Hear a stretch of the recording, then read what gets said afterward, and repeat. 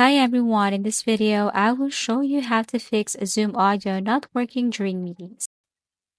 So first step, you need to check Zoom audio settings. Before joining the meeting, open Zoom and go to settings audio.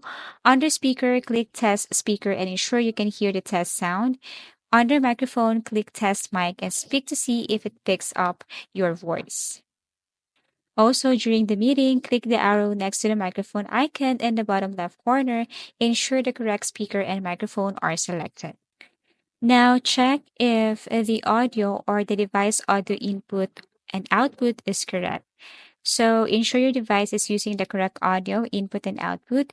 You can click the microphone or the arrow facing up to see if you are currently using the correct audio input and output. Now, increase volume. Use your device volume buttons or settings to ensure the sound isn't muted or too low. Play a video or audio file on your device to confirm the speakers or headphones are working. Next, restart Zoom. Restarting the app can fix temporary glitches. Close the Zoom application completely. Reopen Zoom and rejoin the meeting. Check if the audio issue is resolved.